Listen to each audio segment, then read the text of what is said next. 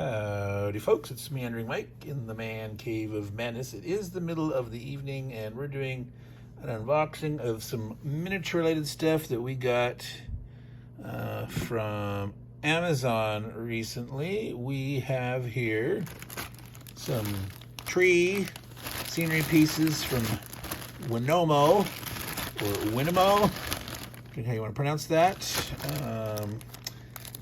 Unfortunately, there's a bit of the green stuff sort of coming off in the bottom of the bag. You can see that there. So hopefully it's not going to shed too much. I'm not sure how tippy these are. They're pretty light. Their plastic bases aren't very broad. So I may need to put them on other bases. I'm not planning on using these for like a fixed diorama or something where you would, do a permanent glue job in place. Looks like they're all roughly the same size. Some of them are slightly tilted. Okay, they do have some kind of wire in the middle of this part here, so they are bendable a little bit if you want like tree blown ones. Some of them may be somewhat smaller than others. Yes, indeed, this is the case. You'll be able to see here. Get that to stand next to him. So yeah, almost half the height there. Yeah, put that down here next to. So obviously a little bit of trimming will need to be done on these on the bottom, make sure they're flat. And again, if I'm putting some other kind of basing on them, those will stand better. Definitely don't want to. No, wait a minute. So I'm assuming, I hope, that if I spray a little matte fixative to them, that'll keep the stuff from falling off. I don't know if I want to try to do some kind of highlighting, some kind of color differential on these or not. That's something to be seen. All right, I think there's 15 pieces total, I think it said here. 15 pieces, green scenery landscape model, Cedar Trees. All right, so, and that was Winomo. So let's throw those back in here real quick so we can use that. This is a hand-painted Polish box, painted by my sister in 2002. So she's done a number of those. If that's the kind of thing you like. I don't know, potentially, if she's taking commissions or something anymore or not, but she's done a variety of those over the years in different color schemes. Okay, this is Stone Boulder Bundles, Ender Toys. So this is the same folks. I'd done a little video before that had some like cliffs. And these are smaller than those. These are just rock boulder piles. Oh, this one has a little bit of a cave look in there. It doesn't actually go in very far. It'd be nice if it actually did go in farther, but I suppose that would make it more difficult to print. But it's, you obviously paint it such that it looks like it goes in deep. Here's another one that's a little secondary boulder there that's attached, but not. This one had one too. Are those identical? These I think are actually identical. All right, so let me see. Yep. So there's, looks like 2 of these, 2 of these, and are these the same? Yep, that's, so there you go, folks. So not a huge variety, but this allows you to, you know, paint them slightly different kind of weathering, coloration in the rock, etc. And you could, you know, use one way and another side here, and you know, this one you have the cave part, and this one maybe you use from a different angle, and you know, this one maybe put in the back so you don't see that, and you just got some crags there, etc. All right, so I do not remember at all how much they weren't like expensive at all, but obviously you could, if you've got a 3D printer, you could do these yourself, much cheaper. I do not have a 3D printer. I'm not sure if I will get one. Just not sure if I have the room and the desire to deal with the mess, etc. But yeah, if you've got the time and the place for it, then now this, I was inspired by Charles Latora. If you haven't seen his channel, check that out. Just Charles Latora, easy to find. It's not a super duper common name. He does miscellaneous stuff on miniatures and hex encounter war games and other stuff. And he's working on his big graveyard, and I saw this mausoleum graveyard set. It's not walls or anything. It is a big mausoleum structure with a couple gargoyles. It's very lightweight, so obviously definitely hollow for this one. This is a little later, more ornate.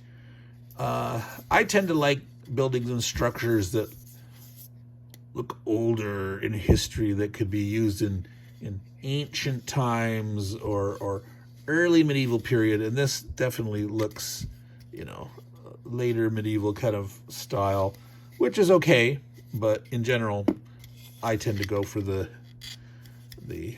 more old school fantasy setting, older, you know, historical parallel but fantasy world type stuff. But this is just fine and dandy for a graveyard. If you play horror, you're more likely to be going more modern. Now these are a bunch of gravestone and markers of various kinds, various shapes. I'm not going to pull them all out. There's quite a few of them. There's this whole thing, I think, had 35 pieces. So this is one piece, which is nice. Sometimes it's nice to have the roof come off and you can look in, but I suppose with the mausoleum, it's not a habitation kind of thing. It's not a tavern. It's not a cottage. It's not a barn. So leaving it solid and sealed up, that's kind of fine to me. And then you can always, if you go inside, you could whip out a separate battle map or something that you've got your indoor view. So these are just like typical graveyard statues. Again, they're two identical ones, which is fine, especially if you put them, you know, say at a front gate or in the corners of the graveyard looking at a specific tomb or something like that. And whether these actually animate and do something, turn into something, who knows, or they're just statues. You know, there are things that are just statues that don't animate and turn in and attack you. And sometimes that's even more fun for the player trying to figure out, oh no, they're worried it's going to do. And like, why do you assume that? Because it happens all the time. No, it doesn't happen all the time. That's in your imagination. Okay, so that means there's 32 of these. There was 35 pieces on this whole thing, if I remember. It doesn't say on the box here, but so there's 32 of these. So there's a variety, 4, 5, 6 different kinds of these. I guess I can't remember, but different gravestone markers or not. Which some of them don't have much flat surface. Some of them are wider than others, like this one here. So those are good to go and just stand up and not fall over. These other ones, you know, either they're going to make them part of a diorama, or you need to put some kind of basing on them or something. So if you do a grave in front of it, you know, you might attach just that. So Charles had a nice idea for just a bunch of piled up stones to form a cairn. You know, they look like river pebbles, not pebbles, rocks, small rocks, not huge rocks, but and it looks pretty cool. So that's a good idea that you can utilize. Or I've got a lot of those different muds and textures. So some will look like, you know, recently dug graves, a pile of dirt, and I've got ones with different kinds of, you know, grit and sand and rubble and things of smaller that, you know, it could be a pile of that on things. And then I suppose actually collect some actual rocks and use those. So that is my little unboxing here, the mausoleum. I'm trying to remember how much this was. Again, this is Ender's Toy. That's the same one that did those boulders. Sorry, folks. So yes, this is the rock cliffs. I think that's where I saw that, and then I went and saw it online. And this is the set right here, 3x5 piece. You know, they have all sorts of locking dungeons, stone tiles on walls, and things like that. I haven't bought any of those. Not sure I want to get into that. I have a bunch of wooden tile pieces. You know, I should dig in, find those all, and dig in and show you some of those sometimes. Fortunately, the guy that was doing them on Etsy, he discontinued it during the pandemic. You know, wood prices were going crazy, and what he had started, they were nice and thick, and he had like had to redesign them to take like one of the layers out to not have them be so thick, not use so much wood. And so he just had released sort of a new thickness at the end, but then he stopped. So I don't know if he's back to it, but some of those were really cool that I was hoping he was going to release some expansions, additional. So there's some sewer ones, you know, that had different straights and turns and 3D and cesspools and stuff, and there wasn't enough variety, and it really needed to be expanded on. And that line, you know, it was like a subscription. God, I wish I remember the name of the. Was it Tabletop Things? Was the name of his group? There was like I subscribed to this package where every month I would get a new one of these things that he'd put out, and so eventually that, you know, expired and he stopped doing that. So I don't know. I'll have to find it on Etsy and see if he's started up again. Anyway, Meandering Mike, Meandering. So mausoleum grave sets. I do not remember the price. It wasn't super expensive. It wasn't, you know, freebie cheap. It was more than $20 for all these pieces, this unit, these. But I can't remember if it was 25 or 30 or 30. 35 seems high. Somewhere between 24 and 32, maybe, something like that. I don't know. You tell me if that seems expensive. For some stuff, it seems very cheap to me. You know, you look at some of these mini games that you buy, and the whole game is like, oh my gosh, so expensive. But, you know, a lot of times big fancy boxes and, you know, those Kickstarter games that just have so many minis are just insanely priced. So I need to get myself some variety of obviously different kind of vegetation, terrain and stuff. Might try my hand at making my own little ones.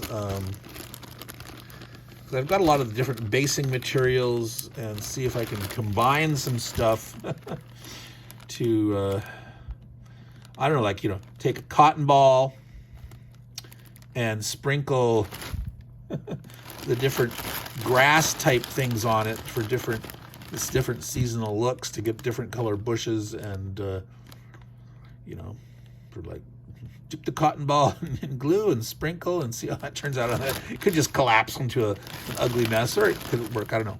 I'll have to experiment. So, all right, folks, Meandering Mike, Man Cave of Madness. Don't forget, oh yeah, take care of your minis, and they'll take care of you. Ciao, folks.